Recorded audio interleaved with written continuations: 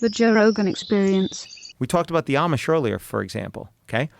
The Amish that I represent in New York, there's 3 schools. The New York Health Department decided that it doesn't like what the Amish beliefs are. It wants the Amish to adopt their beliefs and abandon their real religious beliefs and to give their kids these vaccines. Otherwise, they were going to impose crushing fines on these 3 Amish schools. 3 schools, by the way, which means a room, no electricity, a teacher, you know what I mean? On Amish land, they don't take tax money. They pay taxes, but they refuse to take tax money, taught by Amish teachers. And so we, amongst those families of those 3 schools, there was like 160 or something kids. And what we did is we did a survey. We asked them, what health conditions do those kids have, those 160 kids? Many of them are already older too. So you would know their health outcomes. And this is all in our court papers. It's all on a federal docket. Anybody can go and read it for themselves, okay? Amongst those children, you would expect to have, because like 1 in 10 kids approximately have asthma, you would expect to have like 9 cases of asthma. You'd expect to have 6 cases of this, 5 cases. They have none, 0 of the chronic health conditions plaguing kids in America today. And the approximately 10 or so studies that have been done, and I'm going to bring this back to my legal point, the approximately 10 or so studies that have done that compare kids with no exposure, meaning 0 vaccines, to kids that have had 1 or more vaccines, show the same outcome. Kids with 0 vaccines, almost none of the chronic health issues that face kids today in America. Kids with 1 or more vaccines, multiple rates of the chronic health issues facing kids today. Now, that data all exists. I put those studies in my book. Anybody can read them. I even put the Amish information in my book. It's all cited. You can go look at it yourself if you're out there. Some of them are even on PubMed. The market could have corrected for that if you could hold those pharma companies accountable, but you can't. Is it correct that the only instances of autism they found in Amish kids were adopted kids? There are data and some reports that reflect that. But there are that, but those are more news reports. Those are not, somebody will criticize you, by the way. You're going to get criticism and say, well, that's not a peer-reviewed study. Well, I had a follow-up question that maybe clarify. Yeah. Well, and so we can go move on to what does the peer-reviewed literature show if you want. The follow-up question would be, Are they even being diagnosed? So if they're getting Amish care and Amish teachers and Amish, is it possible that there are some kids that are just behaving odd that would be diagnosed? Like, this is the criticism. Yes. The people say, like, this is when you hear some mainstream suit talking on television, well, there was always someone odd when we were kids. You know, there's no, the diagnosis is different today. That's why it's 1 in 12 boys in California. They're overdiagnosing. And I'm like, no, I have friends I have multiple friends that have nonverbal children. I never had that when I was a kid. That was not normal. That was not a common thing. It was very, very, very rare. The notion that autism is just better diagnosed and that's the only reason for the increase is, I don't know a better word for it. I'm going to say nonsense. Okay. Even if you look at because they've changed the DSM-5, which is what we're up to, the diagnostic manual. That is the psychiatric manual that has the criteria for diagnosing autism. It has changed over time. But when you even just look at severe autism, which California has very good data on, from the 70s and onward into today, it's exploded. Okay, so the notion that we just have better diagnosis is not a serious point. But putting that aside, the Amish do go to doctors. Do they go to Amish doctors? No. Okay. They go to regular doctors. The Amish, for example, could even go in a car. They just can't drive a car. Well, so they can get an Uber? There's different. I should be if somebody orders it? I should be clearer about that.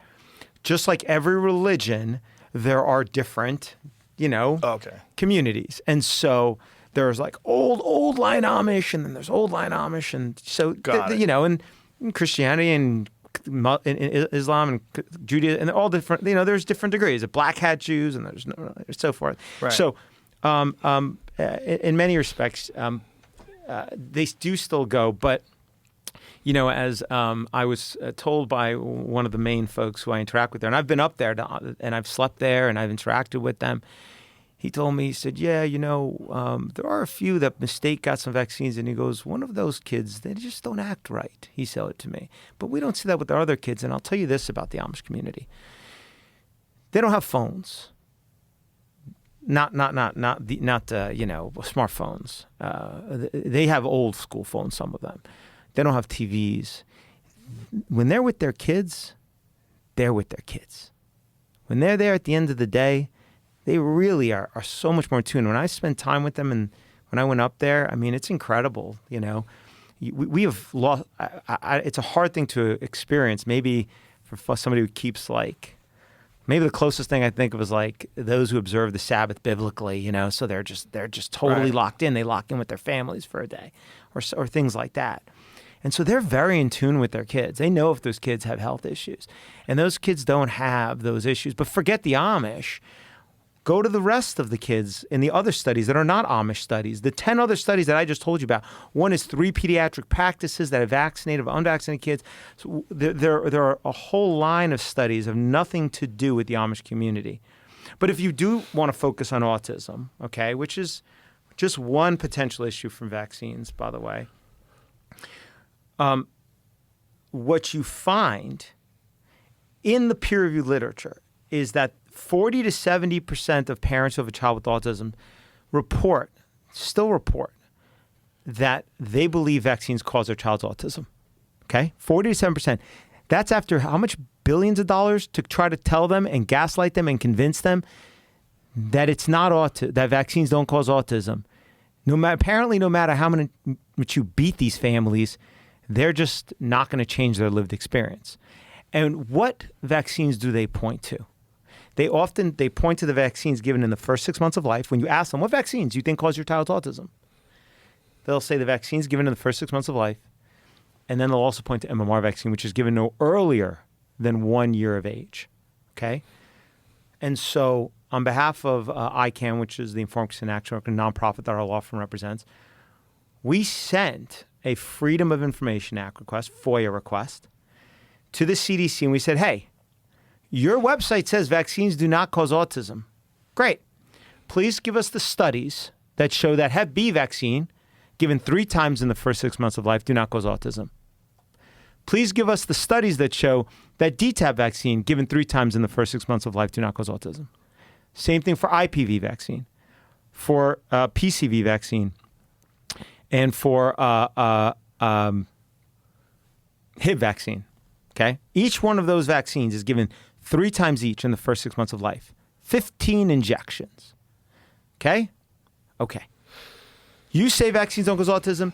These parents are saying these vaccines cause their child's autism. Provide us the studies. They never gave us the studies. I sued them in federal court. I didn't go to Texas. I sued them in Southern District of New York. Okay? Not the friendliest territory to bring that kind of lawsuit. Okay? Days before the hearing, I get a list of 20 studies finally, also from the DOJ, because they represent the CDC, okay? Maybe they think I don't read. So I looked at the 20 studies. I've read them. 19 of them have nothing to do with the vaccines given in the first 6 months of life. They were all either MMR studies or studies of an ingredient that wasn't in those vaccines. One of them was an Institute of Medicine review from 2012 that canvassed all the literature on whether DTaP vaccine does or does not cause autism, because the CDC and HRSA, which is the agency in HHS that fights vaccine injury claims, asked the IOM to look at whether DTaP causes autism because it remained one of the most commonly claimed injuries still, according to them, okay? And the Institute of Medicine came back and said, we could only find one study on DTaP and autism, and in fact, it showed an association between DTaP vaccine and autism, but the IOM threw it out because it said there's no unvaccinated control in it. So they threw out the studies based on VAERS data, if you know what that is. So I called up the DOJ attorney. This is days before the hearing. And I said, I got the list of 20 studies. I said, are you sure that your client, the CDC, wants to settle this case basically on the basis that these are the studies they rely upon to claim that vaccines don't cause autism. The vaccines in the first 6 months of life do not cause autism, because that's what the lawsuit was about, that FOIA request. He called me back and he said, yeah, they want to settle it. I said, all right, I gave him another chance. Those 20 studies were put into a settlement agreement between the CDC and ICANN, my client. The DOJ signed it on behalf of the CDC. I signed it on behalf of my client. And the federal judge in the Southern District of New York entered it as an order of the court in 2019, I believe it was. And there it was. I mean, I had done years and years of work fighting with them to try and figure out, show me the vaccines don't cause autism. This was the crescendo. This was the end. I mean, when their back was to the wall, they had nothing. There are no studies. They could not produce one that showed the vaccines given in the first 6 months of life do not cause autism. And here's the thing they left out. There is one study out there regarding Hep B vaccines and autism. It's from Gallagher and Goodman out of the University of Stony Brook in the peer-reviewed literature, and it showed that kids that got Hep B vaccine versus those that did in the first month of life had 3 times the rate of autism, statistically significant. Gallagher Goodman, University of Stony Brook, it's on PubMed. That is the only study of Hep B vaccine and autism you will find in the peer-reviewed literature. If you're going to do it based on the science, on the published literature, that's the only one out there. That DTaP vaccine study is the only one out there for DTaP given in the first 6 months of life. So when this narrative, which you hear all the time on these panels, on these news shows, vaccines do not cause autism, that has been thoroughly debunked. Where's that come from? Vaccines, amen. That's why I call my book The Vaccines, crowd Amen. cheers. Have you seen those live shows where crowds cheer? But this is what I'm talking about. This is why I wrote the book. I wrote the book because in 10 years that I have litigated 100, 200 lawsuits against federal and state health agencies, that I have deposed the world's leading vaccinologists, including Dr. Stanley Plock, and you go down the list, and chasing them when they're in a deposition, when their back is against the wall in a federal or state lawsuit, and they have no choice but to admit the truth or give the evidence, put up or shut up. What I have found is that the claims they make about vaccines versus the reality are completely different. And it is disjarring. When I came into this, had you told me, yeah, they don't have any studies that show vaccines don't cause autism in the first 6 months, I'd be like, you're crazy. Get out of here. They tell you it's thoroughly debunked. Thoroughly studied. The most studied thing ever. They have a mountain of science. Joe, there's a mountain of studies. You know how big it is? It's so big. And you know what's on top of that mountain? Another mountain of studies. You know how much? Another mountain. There's so many studies. They're drowning in studies that vaccines don't cause autism. But then when you demand it, not the bull crap that they say on TV, but you actually demand it, that's the result. And that you could pull it up on the internet, by the way, that court stipulation, it's right there. You could also hear me depose Dr. Stanley Plock and the world's leading vaccinologist, where I said to him, I said, doctor, you know, and this clip's on the internet. I said, there's no studies that support that DTaP does not cause autism, right? And and at first he said, well, I said, well, what do you think the IOM concluded? He goes, well, I would assume they said it doesn't. I showed it to him and he goes, oh, this is the world's leading vaccinologist. He didn't even know this. Goes, oh, okay, there are no studies. Okay, he goes, so I said, shouldn't you wait until you do? Shouldn't you wait until you have the studies that show that DTaP doesn't cause autism to then tell parents that vaccines don't cause autism? You know what he said to me? No, I don't wait. I don't wait because I have to take into account the health of the child, he said. I said, so for that reason, you're willing to tell parents that vaccines don't cause autism even though you don't have the data to support it? And he said, absolutely. You can play that clip if you want. It's on the internet. And then I deposed in a case about vaccines and autism. It was about it. Dr. Catherine Edwards, who is one of the 4, I guess, leading vaccinologists in the world, one of the 4 editors of the medical textbooks on vaccine, which is called Plotkin's Vaccines. I deposed her about vaccines and autism. And I said, do you have a study that shows Hep B vaccine doesn't cause autism? This was after this court stipulation, the court order I told you about.